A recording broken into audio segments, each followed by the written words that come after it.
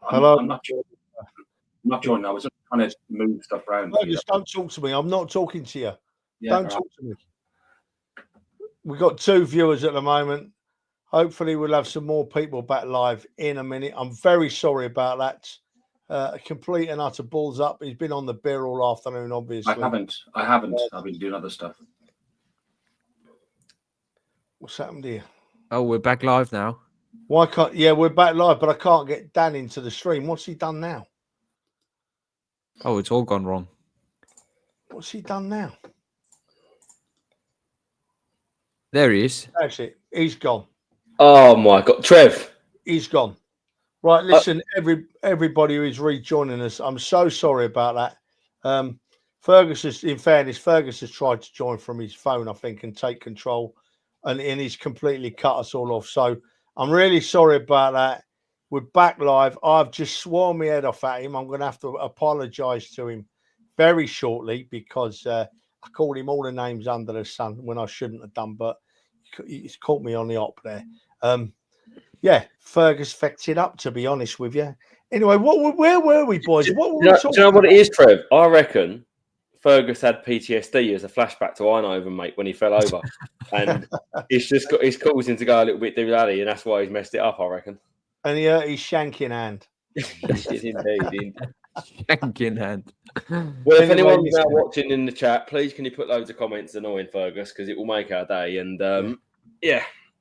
Thank you. Where we were, I think we were moving on. Were we moving on to the Premier League games, or were we still talking about Champions League? I think we were just about to move on. Yeah, we were just about to move on. Just to recap, we were saying, I think we were just finishing off with how hard it is to win the Champions League. Don't matter what side of the draw you're on. Dan's a single man, so it don't matter. I'm in massive trouble because we've beat. What did the draw do? What did the draw do, boys? It gave us PSV, didn't it?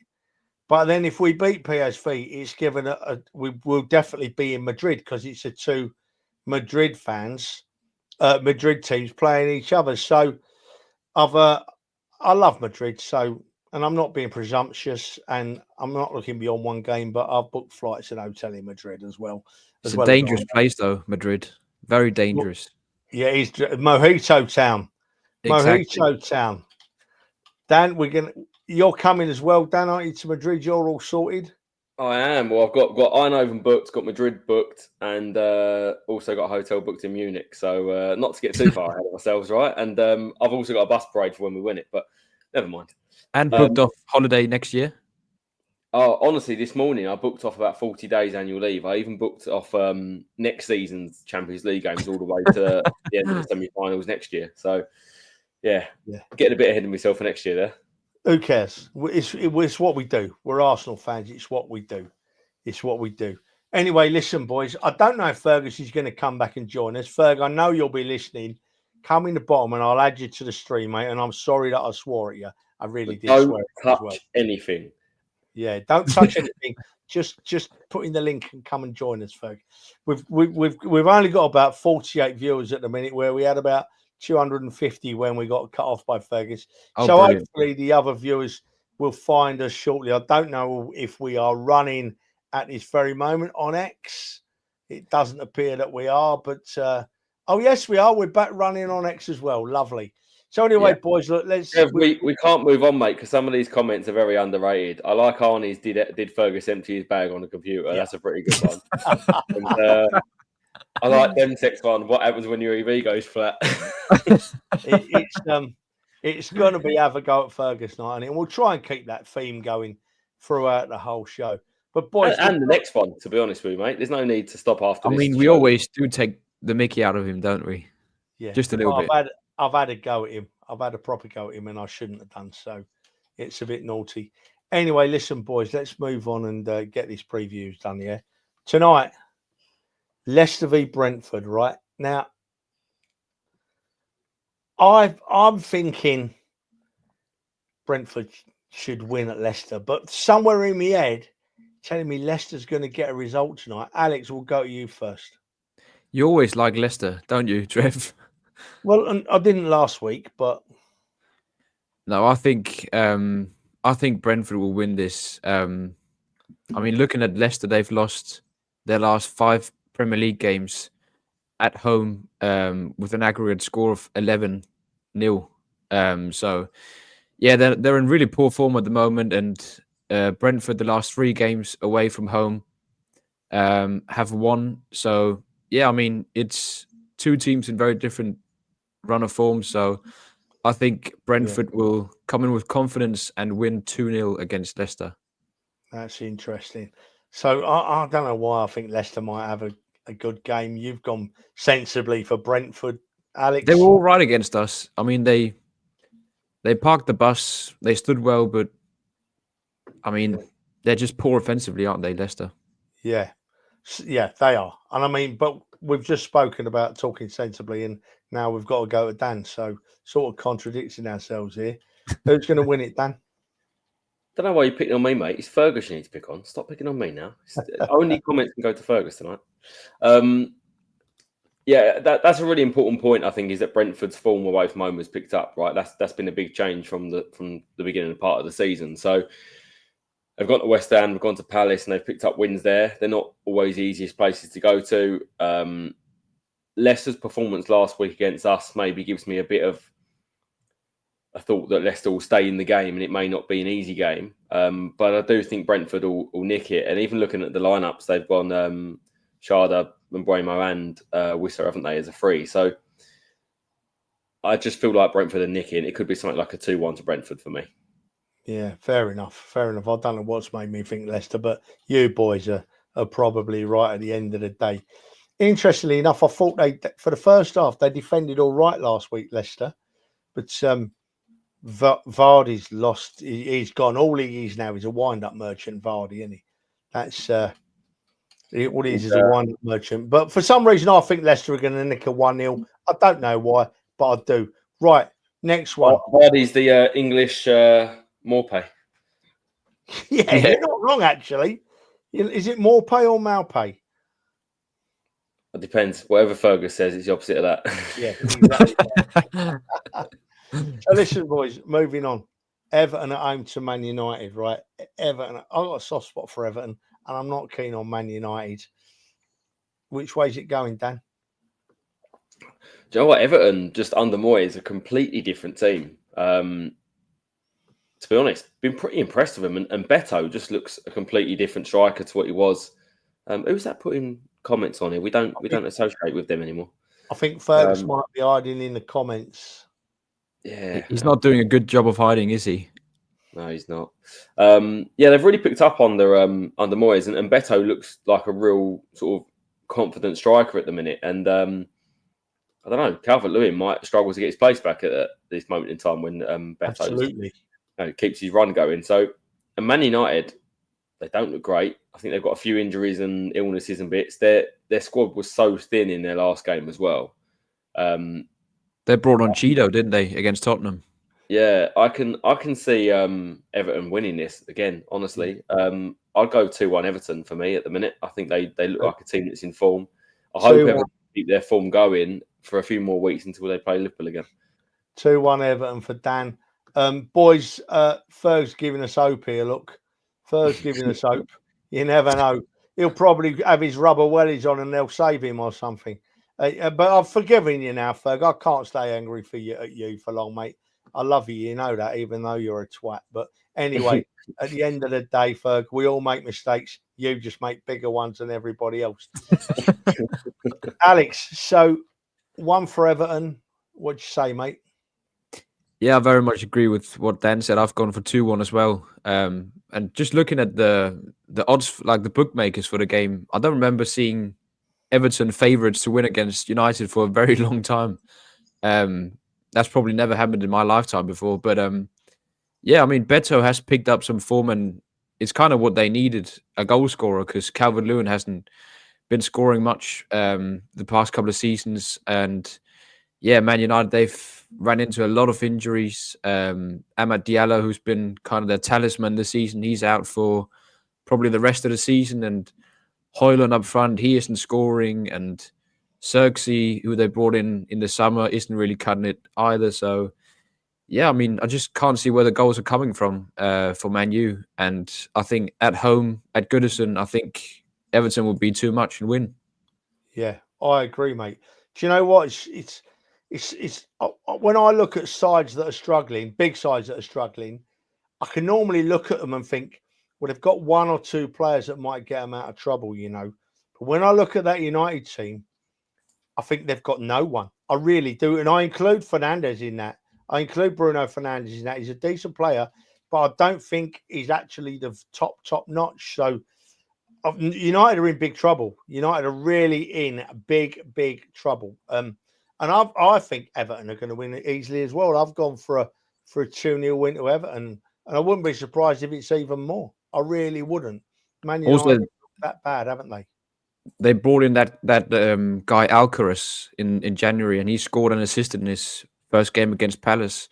So I mean, yeah, they're looking strong at the moment, Everton. Yeah, very true, very true. Listen, just before we move on, we've got so many people putting comments in the putting score predictions in the comments. Excuse me, I'm trying to multitask here, and it's not easy for someone of my limited intelligence to do. So you'll have to suffer with me for a bit. Yeah, it's I forgot what I was saying now. So yeah, thank you for putting all the predictions in the comments. It's very welcome. It keeps us ticking over, and it's interesting. But nearly everyone, I think in the comments has gone for an Everton win, which is, you'd never have known that in previous seasons, would you? You'd have never seen that, boys. It wouldn't have never have happened. Well, Everton haven't beaten Man United since 2022, I think, is the last time they beat them. Haven't they really? Last few years, Man United have still, even with a poor squad, battered Everton because Everton's been that poor. But it shows you when Everton's the favourites with how poor they've been the last few years, how poor Man United actually are at the minute. Yeah. Well, do you know what, Dan? That's a stat, right? And I'm happy to have stats. Before the show started, I said to our Alex, son, I'm on my own I've got the controls on my own tonight. You'll help me out with the stats, won't you? And he said, well, of course I will, Trev. Of course I will. I've not had one stat out of him yet. I've not had one stat out of him. He's not all he's done is I'm just not reading them out loud as Fergus usually does. I'm trying to incorporate them in my predictions. Oh, right. Alex, what you should have said, Alex, is you left all your stats in the previous stream that we had, and because someone. Oh, yeah. So what you're saying is, Alex, you're just blaming someone else for your issues. Yeah, I usually do that, mate. Yeah, well, I don't blame you. I don't blame you. I normally do. But unfortunately, Ferg ain't here tonight. So we've still been able to blame him, haven't we? He's gone quiet on the comments as well now. Maybe he fell asleep or something. Boys, moving on. Bournemouth v Wolves. I used to have a soft spot for Bournemouth, but I've gone off them a bit since they beat us this season. And so, yeah, I would have easily said Bournemouth are going to win. But Wolves are capable of a performance, aren't they? Dan, we'll come to you first, son. I can't look past Bournemouth at the minute. You think about their current form, they're just winning game after game after game. And the one game that they lost against Liverpool, they quite easily could have and should have got something out of that game. So, and they're doing it without their two strikers. Evan Nilsson's out, Enes Unal's out as well. And Ouattara's doing a brilliant job up top for them. And he's not a natural striker. And they just continue to look free-flowing in attack. I think Semenyo's a brilliant player. Clivert as well. Apart from the goals that he scores, he's a decent penalty taker as well. But he keeps the ball moving for them. He's like our Odegaard in their team. And then whoever they play on the right-hand side, whether it's Brooks or whether it's Tavernier or whoever they play there, they just look like a real deadly attacking unit. And this Wolves side just can't defend. So I can't see Bournemouth not scoring. And I can't really look past a Bournemouth win. I think it could be a big win, like a 3 or 4-0 win to Bournemouth. And Bournemouth at the minute, don't forget, a really, really high chance for me of getting Champions League football next year, the way they are at the minute, and possibly getting 5th. Do you know what? I don't know if it's changed at all. Maybe our stats man can tell me. I don't know. I don't know if it's changed at all. But last time I looked at Bournemouth's injury list, it was shocking, absolutely shocking, and they're still flying. They're still flying. Alex, have Wolves got a chance here? I mean, here's a stat for you. They've never lost away at Bournemouth in the Premier League, Wolves. So there it is. But I very much agree with that. I can't see Wolves winning this one. I mean, they're flying, and as you said, like even with those injuries to attackers, their strikers, they've just found other solutions in the squad. So yeah, I can't see Wolves getting anything here. Now, I've gone for a 3-1 win for Bournemouth. Do you know what, boys? After me bigging Wolves up like that and saying about Bournemouth's injury list, I've gone for a 3-1 win for Bournemouth as well. I can't see Wolves being good enough to win down there, but who knows? Who knows? Right, listen. The next one, right? It's a little tiny London derby, right? Fulham v Palace. Now, I've taken a lot of interest in Fulham this year, as many Arsenal fans have. It was wonderful to see Smith Rowe score for Fulham last week. It really, really was. And I still wish he was at the Arsenal. I still think he'd have a part to play. Maybe a bit part, but he'd have some part to play in this team. So, Fulham v Palace. Alex, who's winning? Yeah, I feel like this is one of the more tricky ones to predict this weekend, this game.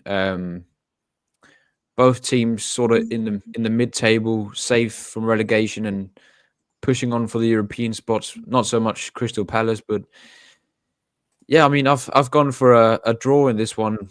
But I mean, like you, I'm hoping Fulham would do well, and Smith Rowe as well. Hopefully, he can find some form. It was a nice goal he scored, like classic Smith Rowe arriving late in the box in the last game. But I mean, Palace, they're unbeaten in their last 5 visits to Craven Cottage, and they've won the last 3 away league matches. So they're in a good away form. But yeah, it's a tough place to come to. We've struggled at Craven Cottage, but that's why I've gone for a draw. We have struggled at Craven Cottage in the last season or two.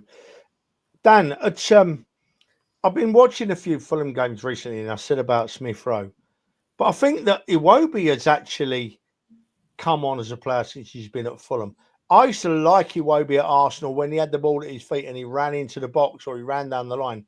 Then for me, his final ball, whether it be a shot or a goal or a cross, Iwobi used to panic and his final ball was awful. It really was.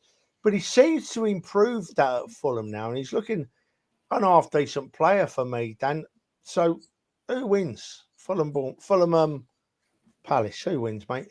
Yeah, to be honest, Iwobi for me has always been a decent ball carrier, and Wenger used to always talk about the timing of his release of the ball was always good when playing people in, and like a low backlift where people would struggle to pick up on him threading balls through, and he's always been that sort of player. But I think what he's added this year is just being able to be a bit more of a goal threat, and I think that's what he always lacked at Arsenal is scoring enough goals. He looks comfortable out on that left-hand side, sort of coming in off the left, which is a shame really for Smith Rowe, because I think that's still where Smith Rowe excels, being that player on the left that comes inside as opposed to being that 10. So Smith Rowe for me has been a little bit hit and miss this season so far as well. He's probably not hit the heights that I thought he would at Fulham, which is a shame. But if you look at these two sides, for me, they look like they're in similar sort of form. They're both in half decent form. They both really have small injuries to their squads at the minute. And notoriously, these games, other than this season with a Fulham win, they've been draws and been pretty tight games. So I can't really split them, if I'm honest. I think it could be a 2-2 or a 1-1 draw. So I'll probably go for 1-1 for this one. Yeah, okay then. So you've both gone for a draw. It's not often we get 2 out of 3 go for a draw. And it is 2 out of 3 as well, because I'm going to go for a Fulham win. I think Fulham will just be good enough to beat Palace at Fulham on their own patch. So next then, Ipswich. Fodder. 16-0?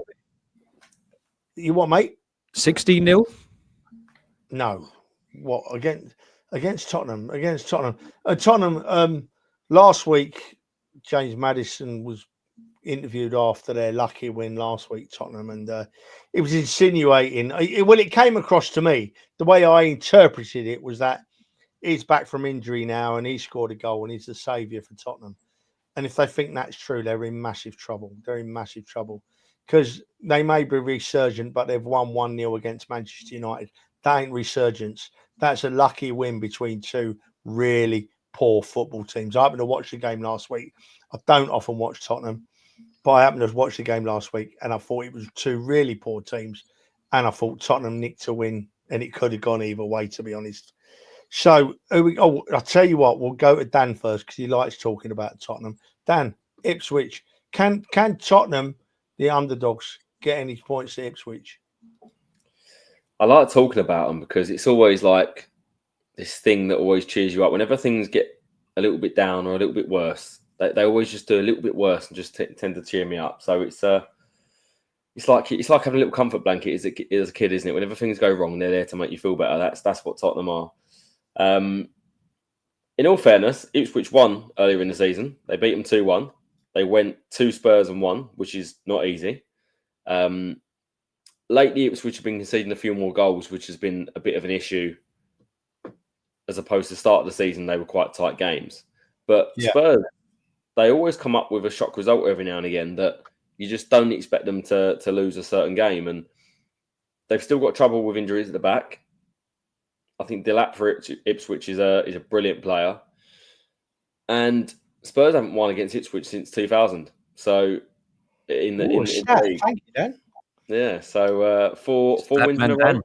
4 wins in a row for Ipswich against Spurs. So I'm going to go for them to make it 5 and do the double over them this season. And if they won 2-1 away, they must do a little bit better at home. So I'm going to go 3-1 to Ipswich. Yeah. Okay, that's fair enough. Where are we? Now, Demsek, Kev makes a really interesting point here, Alex. Ipswich drew away last week at Villa. I believe it was with 10 men as well. So, that's a good result. That's a really good result. Did they carry that form over this week, Alex? I mean, hopefully. I think out of the 3 promoted teams, they're like the ones that have got the most fight in them. And yeah, I mean, they're fun to watch this season. And as Dan said, Delap is a really good striker. And I think he'll move on probably after the season because he's maybe a bit too good for Ipswich. But yeah, I mean, it's difficult to predict Tottenham's games this season. They're very hit and miss. And I can see it being a good atmosphere at Portman Road this weekend. I mean, my head is saying a draw. My heart is saying an Ipswich win. I've put down 2-2 draw, but obviously hope Ipswich will take all 3 points. That's a yellow card, Alex. Yeah, I know. I knew it was coming. Alex, I can feel it. Well, look, right. We all know how I feel. It's pointless me trying to talk sense about this fixture because I want back Tottenham to win a game if my life depended on it. So I put down a 3-0 win for Ipswich, and I hope it's at least double that because I don't give a damn about Tottenham. And if Maddison thinks he's a saviour, they're in massive, massive, massive trouble at Tottenham. Because if Maddison was a top player, it's simple. He wouldn't be at Tottenham. There you go. You know what I mean? Interesting point here from that F bloke, that one that I'm not keen on at the moment. Would you like to see Delap as an Arsenal player, Dan? No. We're a level above that. He's got the potential to be a great player, but there's a reason City let him go. He, I think, will have a decent career in the Premier League, but we don't need to take that risk at this minute. We're beyond that level of player that needs to come in as a striker, and it needs to be someone that's proven that is a deadly finisher. And yeah, for me, it wouldn't be a player we should be targeting. Yeah, Alex? I mean, right now I'd take him because we have no striker at the moment, but I think I agree, like for the long run, we need one at a level above at what he's a proven Premier League goal scorer, but we just need someone that's at a level above that, which we'll hopefully bring in during the summer. I get that, right? And I'm not contradicting you boys here, but if he's scoring goals in a team like Ipswich, how many goals does he score if he goes to a team that he gets a real good supply? Who knows? But listen, we don't need a striker anyway, because Dan, I'll pick this up off of social media. This isn't my invention, right? It's not me. So I'm not claiming any plaudits for this. But Dan, we're starting a new song tomorrow, right? And it's simple as this, right? Wake me up before you go. Who needs a striker when you've got Mourinho. So, Dan, I'm waiting for you to bounce that off the ceiling on the concourse tomorrow, but I won't hold my breath. Listen, right? I don't know. I thought Fergus was back then, mate. Do you know what? Moreno. I got halfway through singing that then, and I forgot Moreno's name. I was thinking, oh God, what's his name again? Right, listen, boys. We'll move on to the South Coast derby, right? South Coast derby, Southampton v Brighton. Ramsdale at Southampton. I feel so sorry that he's going to get relegated again. He doesn't deserve that. And I'm not making an argument. We're not going back all the way to who's best. I'm just saying that Raya as a person, Ramsdale as a person, and as the quality of goalkeeper he is, doesn't deserve another relegation. He had an absolute blinder last week. They got beat. So it's Southampton v Brighton. I'd love Ramsdale not to get relegated, but I'm going to go first. I can't see Southampton getting anything out of this. Brighton are a fine side. I think Brighton are going to go to Southampton and they're going to win 2-0, Alex. Yeah, I agree. I mean, even though I like Southampton this season, they've obviously got Ramsdale and then they've got a couple of players who's played in the Danish league. The tall striker, Paul Unacho, who's kind of a cold hero in Denmark. He's fun to watch. Massive, lanky striker. But yeah, I mean, their home form this season is just... I mean, they're going down, Southampton, aren't they? They've lost their last 7 home games, conceding at least 3 goals in 6 of those. So, yeah, I can't see Southampton getting anything in this game. And Brighton, I mean, they've been kind of hit and miss this season. They took an absolute beating when they went to Forest, didn't they? 7-0, but I think they'll be too good for Southampton. And was it last weekend they won against Chelsea? Yeah, it was. Yeah, it was. Yeah, so they're coming in with some confidence as well. Mitoma and Minte on the wings are doing the job at the moment. They're really good players. Yeah. So yeah, I think they'll win. I've gone 3-1. Yeah. I mean, yeah, I agree. Is it that you mentioned that 7-0 defeat at Forest? At Forest, and I struggle to see how that happened. It was one of them strange one-off games, I think. Because yeah, Forest are good, but Brighton ain't 7-0 bad against any side, in my view. So, Dan, I've gone for Brighton. Alex has gone for Brighton. Can you see any chance for Southampton, mate? Nah, it's I think three wins for Brighton from us, I think, today. As Alex said, firstly, you look at Brighton, I think since they had that 7-0 loss to Forest, they've bounced back well. 2 wins against Chelsea. They've looked a much better side in the last 2 games. Minte and Mitoma, brilliant each side, but also Jorginho Ruta in the middle, a brilliant buyer for Brighton yet again, picked him up from the Championship, and he looks like them as a free off of a striker. They're a great side, and then you've got the likes of Balibas, Nayaris, etc., that can keep the ball moving in midfield. Very, very well built team yet again. They'll have a lot of superstars come out of that 11 that they'll sell on as they have been. Southampton, however, I don't understand why they're not playing Tyler Diblin as more than they are. To be honest, I think for me he's their best player, and he has such an impact, at least scoring goals. And if you can't defend like they can't, then at least try and score some goals. But at the minute, they I think they've tried to tighten up a little bit at the back, and it hasn't worked. They're still conceding many, many goals. They're just not good enough, lads. They're not a Premier League side, unfortunately, for Ramsdale. I can see Brighton going there scoring at least 3 or 4. So I've gone for 4-1 Brighton. Yeah, I can't disagree, mate.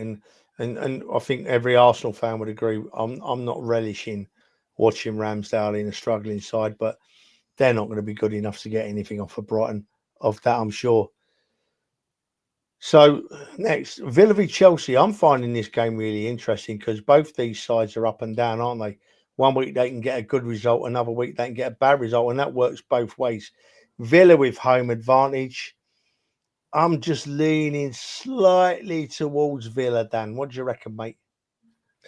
Yeah, definitely. Same for me. A few defensive injuries for Villa, and they looked very, very shaky at the back against Liverpool whenever Liverpool pressed them. But you can't compare Liverpool's attack to Chelsea's. And Chelsea have obviously got a couple of injuries there as well. Nicholas Jackson, I think, will be out still.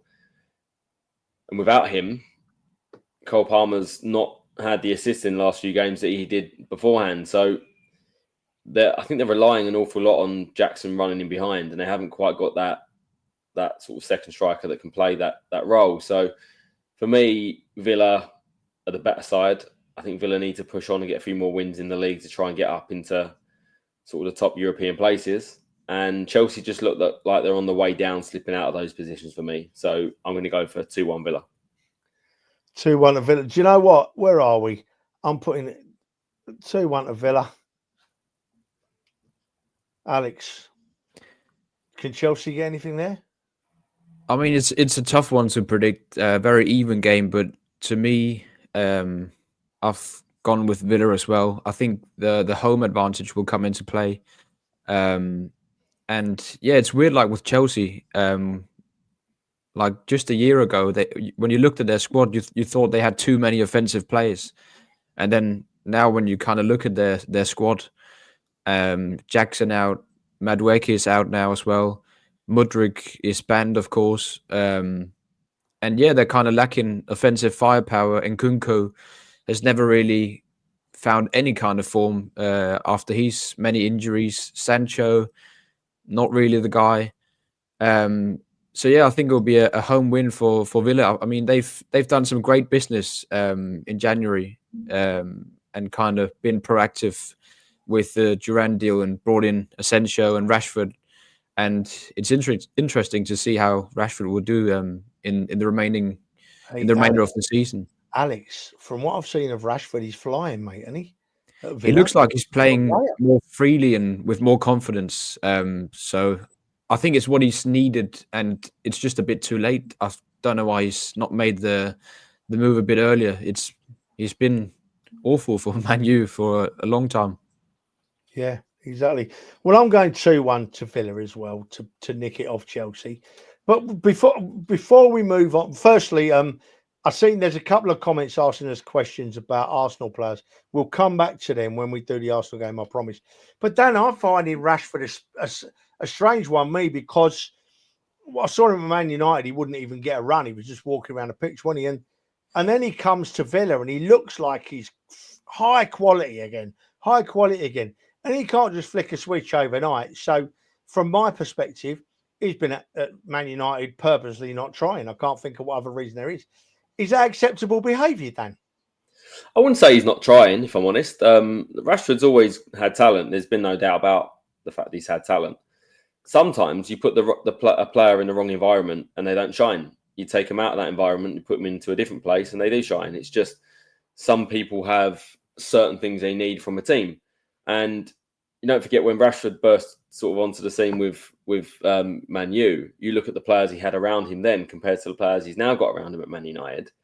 And, you know, it's the equivalent of taking a player out of, say, Man City and going and putting him in Ipswich. They're not going to do exactly the same. They haven't quite got that support around them. When you haven't got like the Rooneys, etc., that he had, yeah, I feel a little bit sorry for him because I think he is a top, well, could be a top player. And it's not just him. You look at other players, the fact that they've pulled the likes of Marco Asensio into Villa as well. Brilliant player, great history at PSG and Real Madrid. And for me, it's just more showing the environment that Unai set up at Villa. And I think that's probably what Unai would have said to him. Come here on loan, a few months, see if you fit in, just give it your best and try and push us towards European places. And if you're getting support from a manager,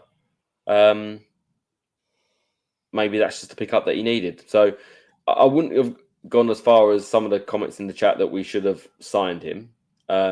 Again, I go back and say I think we need a caliber above that. At the time when we were going to go in for him, in hindsight, with the injuries that we then got straight after, yes, it would have been nice to have had him because he would have had a big impact on our team. But it's a big risk. But it's probably a player that a manager like Unai can handle. And I think it was more Ruben Amorim wanted to make a statement at Man United and say, I don't care how big you are. If you don't do what I want, I'll get rid of you. And Rashford was the token gesture, a little bit like Aubameyang was with Arteta. Yeah. Do you know, it's interesting you say that, Dan. It really is, because the Rashford situation at Man United, and I'm going to name a couple of ex-Arsenal players here, and I'm not having a go at them, but I saw Ozil and, to a lesser extent, Sanchez pack in when they played for the Arsenal. Oh, and they were, and I've always said, I don't care if we get beat 7 or 8-0, right? Well, I do care, but in this context, if them players walk off that field and I think every one of them's give 100%, as a fan, I'm not asking for any more than 100%. I don't know what more they can give. And with Ozil and Sanchez towards the end of their times at Arsenal, I knew that those players weren't giving 100%. I knew, because I'd watched them play so much better. You know, I knew they were quality players, and it really frustrated me. So I can quite understand the Man United fans now getting really frustrated with Rashford, because they've seen him playing to a certain level, and he's gone to Aston Villa and lifted it overnight. Admittedly, Sanchez didn't do that. He went to Man United and was absolutely awful, which was quite funny. But yeah, I just thought I'd make that point. It's not really relevant, but it just came to mind, you know. So we'll leave it at that then. We've all gone for Villa to beat Chelsea. I didn't expect that to happen, boys. Now, this next one, I'm really another interesting game. Just quickly, Trev, before you move on that, it's just a point that's come to me a little bit. As I said about the likes of Rashford with Rooney's, etc., and the partnerships they created, a bit like the Ozil and Sanchez situation. When one of them left, and then you left Ozil on his own, Ozil was very isolated and he didn't have that player to bounce off to play football with. And that's when we started to see Ozil drop off a little bit. And I think it's a similar thing to Rashford. And you get a certain type of player that just needs an arm around him, or they need things to go their way. Not everyone has that strong character like, you know, the leaders of the past that we've had would have. You know, he's not a Tony Adams type character, is he? He's never going to be that sort of person. Yeah. And sometimes, aside from football, just in any office, in any work environment, when you get in a bad place and you pretty much know you're on the way out, I think it's just a natural thing that people do drop off a little bit. And I think you shouldn't forget that this is a job for these guys. It's not like they're always necessarily, you know, just huge supporters. When many players say that even if they support a team, when they start playing professional football, then the love of supporting a team does go a little bit. And for Rashford, it's just a job, and I think he just needed a new test somewhere. Yeah. Well, Dan, listen, son, the money they earn, it shouldn't be just a job, right? And they get 30, 40, 50, 60, 70, 80,000 fans at a game that they're playing for. I mean, I used to watch, I'm not going to name them again. We know what I'm talking about. I've travelled all over the country, all over Europe to watch the Arsenal, right? And there were certain times during the end of the Wenger reign and early in the Emery reign, I'd travel like 3,000 miles across Europe to watch the Arsenal play. We'd get beat because we were playing terrible. Certain players in the Arsenal side wouldn't even come across and acknowledge the fans. And it used to proper put me on a downer. It didn't make me angry because I was past that at that time. But it used to make me feel real sad. It used to make me think, I've gone all over Europe. I've travelled miles. At the end of Ozil's reign, I used to be travelling away up to Newcastle or somewhere up north, and it'd be a freezing cold winter's day. And I'd be sitting on the train thinking, Ozil won't play today. Ozil won't play today. And you'd get halfway there and it'd come up on Sky or on social media, Ozil hasn't travelled today due to illness or sickness or a bad back. And I think, this is where I disagree with you, Dan. If you're being paid £250, £350 a week, right, then you've got no right not to perform at your highest level. And not just for the money in the club, for us. You should come and do it for us, because, as I say, it frustrates me greatly. Alex, do you want to add anything before we move on, mate? I think, to be fair to Dan, I think what he meant is naturally you perform worse when you aren't in the right environment. So when Rashford dropped off, he was in a bad place, probably mentally as well. And the environment he was in at Manchester United. So if it was up to him, he probably would have liked to bang in loads of goals. But it's difficult when you drop off and you're kind of on the way out, and you fall out with the fans and probably with the manager as well. Yeah, it's tough. Arsenal fans never stop singing them players' names either. Credit to the Arsenal fans. Dan, last word with you, my son. Yeah, I've got no doubts, by the way, with what you said about as fans what we expect, and for fans that pay a lot of money to go and follow their team, I expect players to at least come over and clap the fans and show effort for the fans. So that doesn't change. There's a minimum standard we expect as fans, but that's because we love the club in a different way to they do, and our expectations are a lot higher than theirs are in some instances. And we saw a couple of times Mertesacker tell Ozil, no, don't run down the tunnel, go and cut the fans. So it depends on the player. I'm going to caveat with, imagine you was in Ozil's situation and he obviously had a bit more of a negative attitude towards things because it was just the makeup of the guy, that he wasn't that big sort of extroverted player that's a leader. And he probably thought, I'm going to go away to this ground, get absolutely bullied by the other players because that's not his game. He's going to get slated for a poor performance. Why does he want it? It's his job, So if you was just doing a job for any old company and you're going to get slated for something, why would you want to go and do it? That's probably what he was thinking. It's not an excuse because, as I say, as fans, we expect a minimum standard and it hasn't been met. And probably United fans with Rashford would think the same. Yeah, I agree.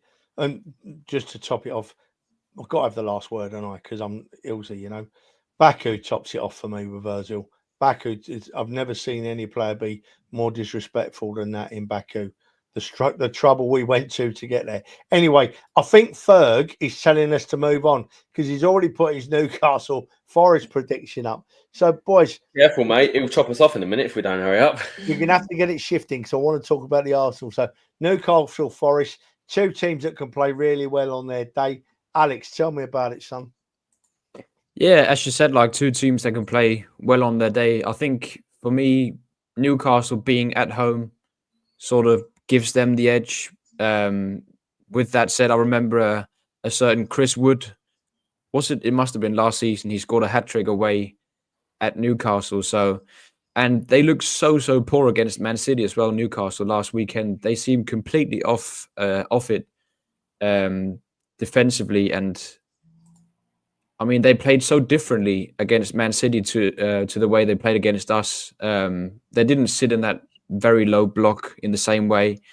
It was like they tried the high press a bit more against City, and it really just didn't work out with Marmoush.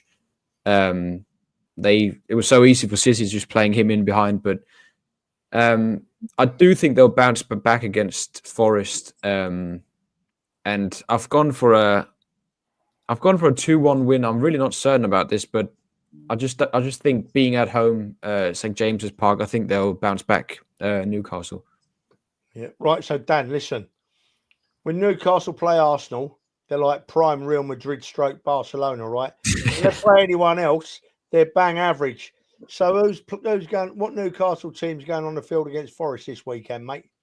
Yeah, honestly, mate, for that reason, I just really can't call this game because there's no doubt Newcastle's a very good side. That semi-final against us was their cup final as such, and I'm wondering, are they going to be on the beach a little bit until they play the final against Liverpool? Because that for them is their be-all and end-all for the season. And we've seen that in the last few games that when they played at home, I think they lost the last couple at home, haven't they, as well, apart from the cup games, if I'm Three right. of the last four they've lost. So they're not in fantastic form at home. You've then got Forest, who have had a fantastic season so far, but also since that win against Brighton, I think they lost their last game. The performance at Exeter in the Cup wasn't fantastic. So have they had a little bit of a slump? I think Forest, out of the two, will be more likely to pick up their performance again because they are still pushing for European football. Newcastle will have that final to focus on. So I think it honestly could be a game that goes either way, that any team could win. And I'm probably just sitting on the fence a bit by going 2-2 draw. Yeah. Do you know what, Dan? I've gone for a draw as well.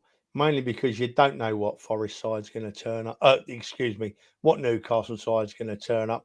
How they did those 2 performances against us in the Carabao Cup, I will never know, because from what I've seen of them since, their levels ain't even close. They're not even close to the levels they reached against us. So it's absolutely baffling. But I'm going to move it straight on, right? Because I'm going to get this game out of the way. Then that'll give us 10 minutes or so to talk about the mighty Arsenal, right? So the game that we've got a vested interest in as Arsenal fans, whether we like to admit it or not, we will all be watching for the result of this game, right? Man City v Liverpool, right? Man City have been a little bit resurgent lately, but Haaland is a doubt. Is he a doubt or has he bottled it, right? Who knows? Liverpool, yeah, they're a good team. They've got one player, though, for me, Mo Salah. The rest of that is average. They're getting really lucky, Liverpool, I think. And I honestly think, well, just in case we do hunt them down, I'll book 3 nights hotel in Southampton for the last game of the season, because I won't get home for at least a couple of days if it happens. But Dan, Man City v Liverpool, right? Tell us what we want to hear, mate. City are going to turn Liverpool over, aren't they? I just don't know with this game, mate. I really don't know with this game, because City are still a good side, but they've been awful at times, and they can't seem to defend, and they're leaking goals. You've then got Liverpool, who just, no matter how poor they seem to play at times, they just get a little bit of luck. And I really, really hated watching Liverpool lately, and especially that Villa game. The first goal, passing the ball to them for an easy goal. Deflection for the second goal. Doesn't matter what happens, they seem to get a penalty or a deflection, or something happens where Liverpool just get that little bit of luck. But I'm hoping the tide has started to turn a little bit with them. You've seen that with a lot of their comments. I feel like they are looking over their shoulders. The fans have started to get nervous. You can hear it in the stadium. And I know exactly how it feels, because it happened the same to us a couple of years ago. And sometimes when you get in that cycle, it's hard to get out of it. The problem is, I think both of these sides are possibly in that cycle a little bit. City are definitely very, very far into it, and Liverpool may be edging towards that a little bit. So if you're going to go with form, and you're going to go with who's the better side, I think Liverpool are the better side. But I do see this one ending up as a draw. City need to start picking up more points if they're going to get Champions League, and their form in the league has picked up a little bit. I think the battering from Real Madrid, probably not quite as what I expected. I expected Real Madrid to go through, but not quite to batter them as they did. I think that will hurt Man City, and they'll probably react a little bit. So maybe it's come as a good timing for us. And it also depends on players and who's fit. So I don't know about the Haaland injury. Is it a serious injury or is it not? He was on the bench, but I think didn't come on at Real Madrid, as far as I'm aware. Yeah, he didn't come on. Yeah, anyway. right. Gakpo for Liverpool, by the way, is a huge loss as well, because Gakpo has scored, not only scored goals, but he scored goals at the time when they needed them as well. He scored the goal that's equalised, or a big few goals for Liverpool. So whether he'll be fit or not, I expect them to try and wrap him up and get him ready for the game.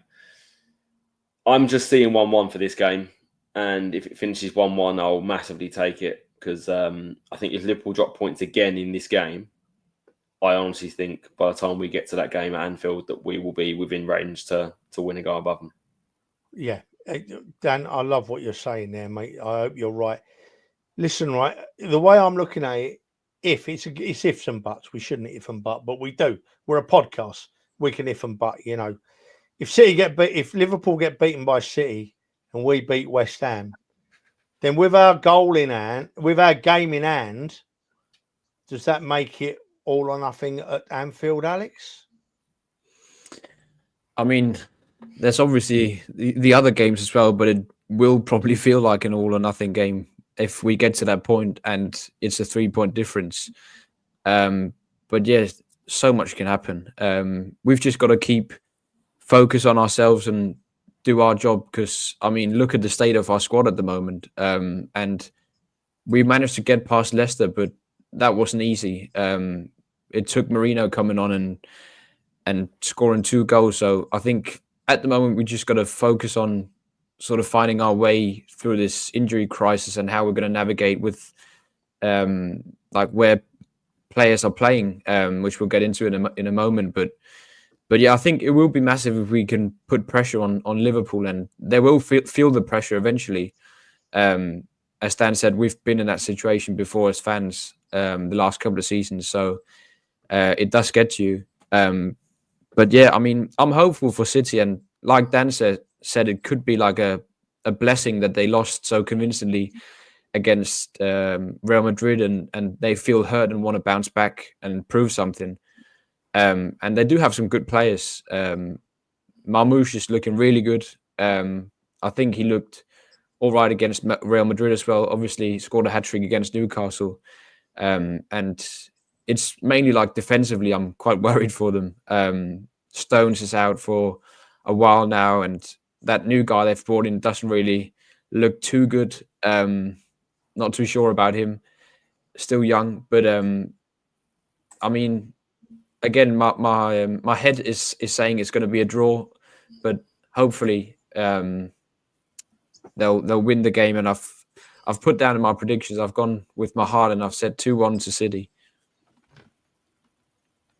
Yeah, fair enough, mate. You've got to go with your heart. I've gone for a 2-1 win to City as well, right?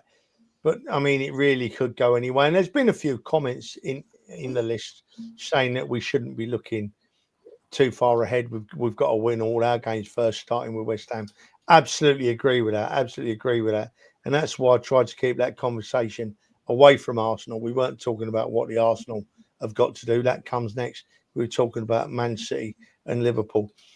I'm hoping the players need to not look ahead, mate. The players need to not look ahead. As fans, we can't help but look ahead, and that's why some idiots have booked things for Munich in the final. My missus might be listening. Will you shut up, Dan? I didn't say who. Yeah, when you said that, I can hear her coming up the stairs now. She's ready to get me. Listen, right? Does Liverpool's luck run out? Hopefully. Do City bounce back? Hopefully, you know. But what has been a pleasure is that the Liverpool fans on social media who seem to like jump on any social media post us Arsenal fans have put. I don't know why we concern them that much. They seem to have quietened down a little bit, which is really nice. So I've gone a bit like you, Alex. I've gone with my heart. I've gone for a 2-1 win to Man City. And I hope you and me are right, mate. I hope you and me are right, mate. Right, listen, boys. Last one, right? Last one. Do you know what? Arsenal v West Ham United, right? When you look at it, you should think. We've won heavily there. Last 2 times we've been to West Ham, but people seem to forget that West Ham did a job on us. You know, last season at the Emirates, totally outfought us and beat us quite comfortably. Did West Ham? I can't see that happening again, but I've got it in the back of my head. Arsenal v West Ham. Give us a bit of a generalised thought first, Alex, and then we'll get a little bit more specific. What's going to happen, mate? Arsenal, West Ham. You're on mute, Alex. Oh, Jesus. I've done You've replaced Ferg. Done a Hilsey. I laughed that much, my teeth nearly come out then. Hang on.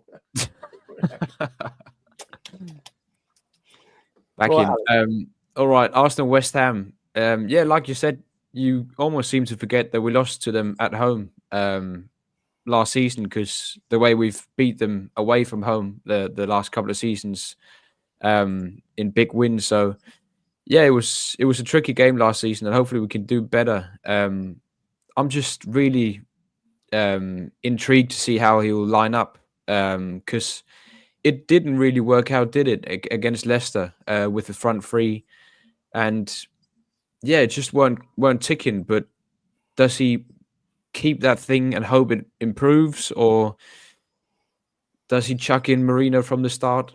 Either way, he's got to find a way, and we've got to find a way going forward as well. And it kind of feels like this game is going to dictate the way we're going to set up for the next couple of games until Saka and Martinelli is going to come back. I don't know how you guys see it in that way. Dan, listen, right? Alex has started talking about our striker problems there, so we're gonna have to. We will get a little bit more specific now. I'm interested in getting your thoughts here, Dan, but I'm going to feed you a couple of lines first. We're obviously really struggling up front, right? Sterling, I think Sterling's trying his hardest, but there's something not right. He's either trying too hard or maybe he's just lost it completely. But what really surprised me last week it wasn't that Sterling wasn't very good, the lad. It was how much bringing Marino on changed us. I thought we looked an absolutely different side when Marino come on, and he played like a real centre forward. And scored 2 strikers' goals. So, Dan, give us your thoughts on the game. Then tell us what you think Arteta's going to do with his selection tomorrow. He did change the game, but that's natural with the stature of the player compared to having Trossard there, because you're not changing a like-for-like player. You're having a completely different type of player with a bit more sort of stature in the box and that's better in the air, that can have better hold-up play, etc. So when you've got a physical presence up top, it's going to change the game. He took his chances and he did very, very well, Marino. But I still think he will start with the same lineup against as he started against Leicester, and if needed, he'll bring on Marino. I don't worry as much about this game as I probably would have if West Ham were in a bit more form. And I know they beat us at home last year, but that is a bit more of an anomaly compared to what our home form against them has been. We are normally pretty good at home to West Ham, and that was a bit of a one-off. Away from home, we've scored goals for fun against them in the last few years. And I know Graham Potter came in and had a little bit of a pick-up, but they've not been in great form the last 4 games in the league. I think they've lost 2 and drawn 2. They're struggling to score goals. I think they've only scored 2 goals in those 4 games as well. You know, and they're missing Antonio and what's the other guy? His name is Fulcrook. And Paqueta is out as well. Yeah, so they haven't quite got that presence. They'll probably be playing, I expect, Bowen through the middle.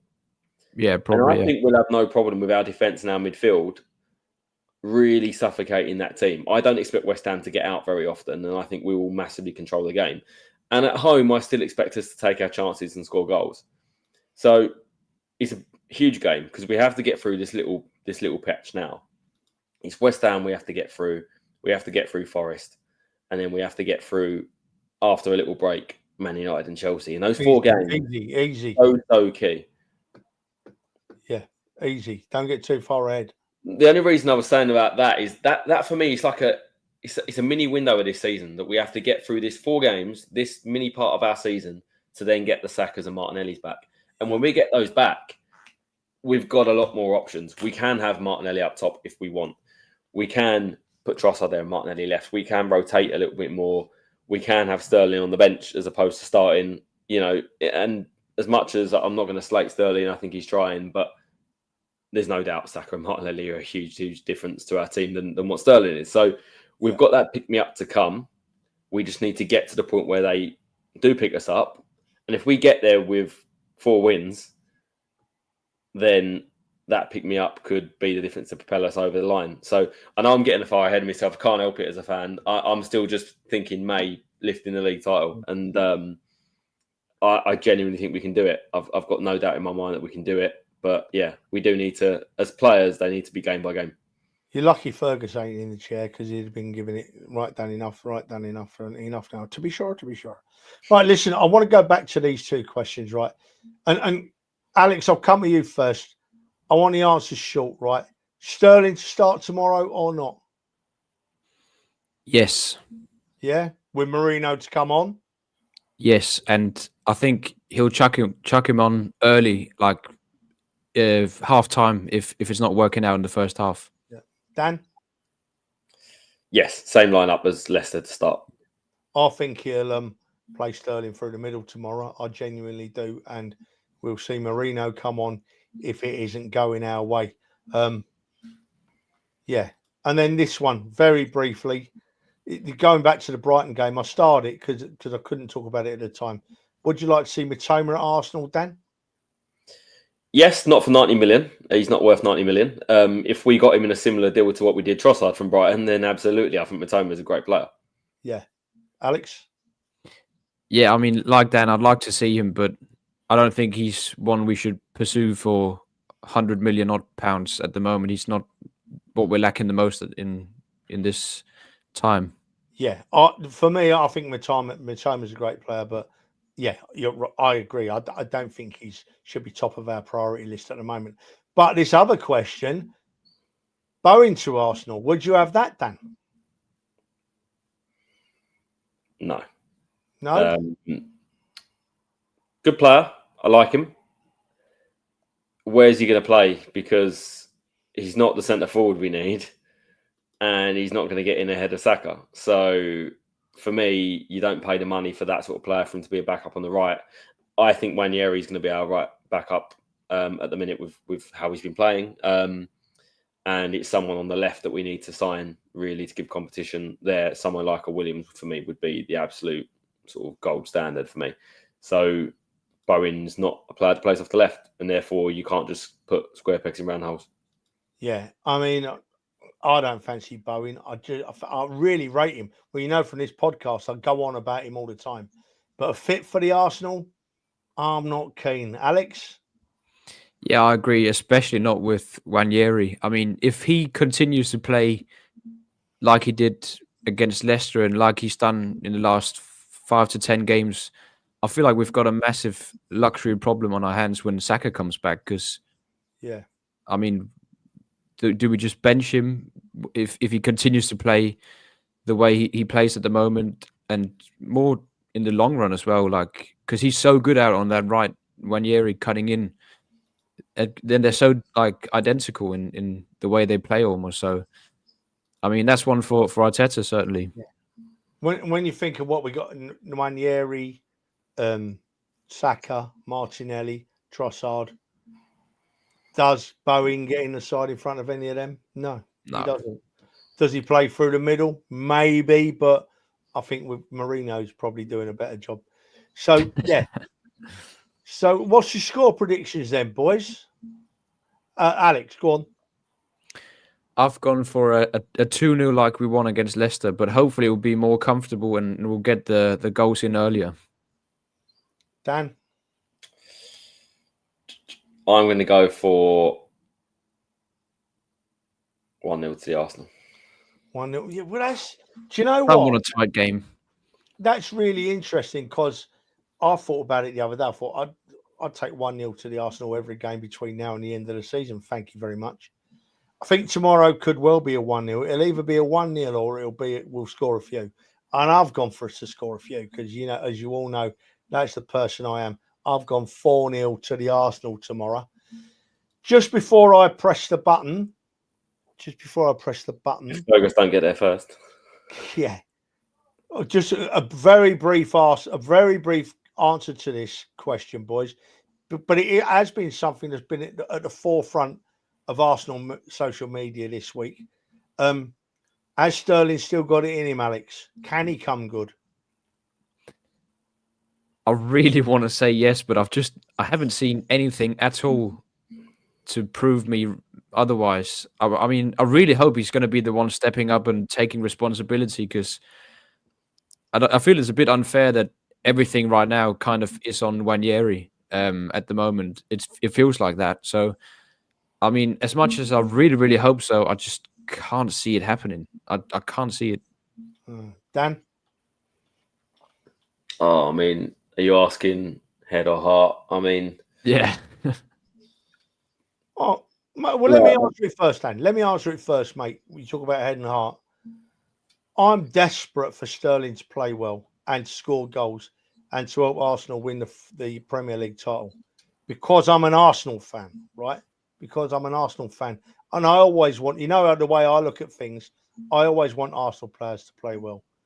But looking at Sterling when he got his big chance last week against Leicester, let's be honest, he wasn't just poor, was he? He was awful. He was awful, right? And as much as I want him to come good, please, football gods, let Sterling come good. I doubt if he can do it, Dan. I'm thinking the same. Like, I hope he does. I'll be supporting him all the way. I won't be slating him. If you're asking me, heart of hearts, do I believe he'll come good? The answer is probably no. I think there's something in there with him still. I've seen little bursts where you see he's got quality, but I don't know if he can recover from where his confidence is at the minute. certainly not in a few months' time. So that's my only question mark. But it is games like tomorrow at home to West Ham where I think he could have that sort of impact. So let's hope he does. But my expectation would be no. Yeah. And Dan, talking like that, we're not slating the player there. Far from it. We're actually talking as Arsenal fans what we see. If you We're all want to hoping. see, We're all hoping for it. people talking out of order about Arsenal players, any Arsenal player, then there's one or two other podcasts you could go and tune into, but they bring sick to your mouth because they say they support the team. But if they're capable of talking about our players as they do, they're not. Yeah, there are a few, mate, that slate him that I genuinely think they want him to be poor, so they can slate him. And you've got the likes of Lee Gunner, and then anyone that wants to join on his podcast, Exactly. that will slate him and just Right. I'm you know my Listen, views. I'm not finished. I've cut you off there, Dan. I make no apology. I'm sorry, son. I do. You've probably done it well because I was probably about to say things I shouldn't say. Yeah. Listen, I'm not finishing this podcast on a low, right? Let's finish on a high. We're unbeaten in the Premier League for a good long while, right? Leicester last week, we struggled to beat them, but I honestly think that was more to do with the fact that our front three weren't firing. I think our transition from goalkeeper to defence to midfield was absolutely fine at Leicester last week. And I think in the final third, we didn't do it. We changed it at half-time and we did fire. Boys, I'm going to press the button now. Back in a second.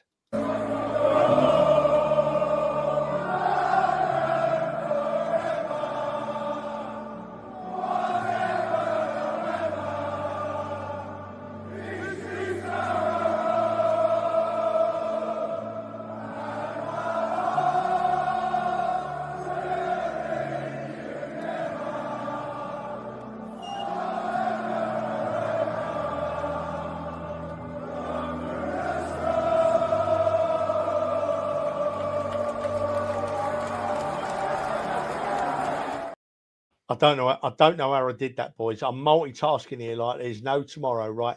And I'm pressing all the buttons and I'm doing the comments, something that Fergus isn't capable of, to be honest. But so boys, listen, one final word, sum up the performance that the Arsenal are going to put in tomorrow. Alex, you got 15 seconds, son. How are we going to play tomorrow? Tell us.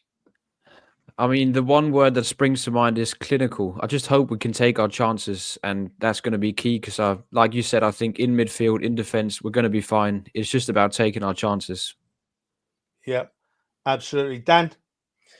It's going to be a little bit like this podcast. It might start off with a little blip at the beginning when someone messes it up, but do you know what? We're going to finish very, very strongly, and we're going to go away with all 3 points.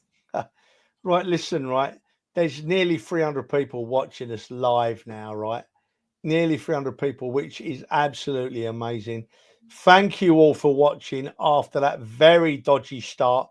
Fergus completely blew it. I can't believe what I called him off air. Well, I hope I was off air because if I was on air, I'd probably be getting banned right now. But nearly 300 people. Thank you so much for watching. It is truly humbling that a little old podcast like this gets that many live viewers. And we'd probably have had about 100 more if Fergus hadn't cut us off. If you can go across to our YouTube channel and subscribe, that helps us out a little bit. I think so far in the last 8 months, we've earned about £11, but it's not about the money. It allows us to do other little things the more subscribers we've got. So, yeah. Dan, wonderful, mate. Thank you very much for not letting on here how much I've spent on away trips today. Alex, it's been wonderful to have you here again, mate. Thank you for doing the stats for me, even though you didn't use hardly any of them. I do appreciate it. Yeah. So really just from me, and thank you, Fergus, for all the comments. Thank God he kept out of the way. It just really leaves me now to say up the Arsenal. I'm not going to swear like Fergus does. Up the Arsenal. We're going to win tomorrow. We're going to put pressure on Liverpool. We're going to be right up there at the end of the season. And if it does all come off, someone please come to Southampton and rescue me because I'll be on a massive 3-day bender. Cheers. We'll see you Monday. Thanks for listening to Guns and Yellow Ribbons, an Arsenal podcast by Arsenal fans for Arsenal fans. Follow us on Facebook at Guns and Yellow Ribbons or Twitter at Guns and Ribbons. And remember to rate and review us too. Up the Arsenal.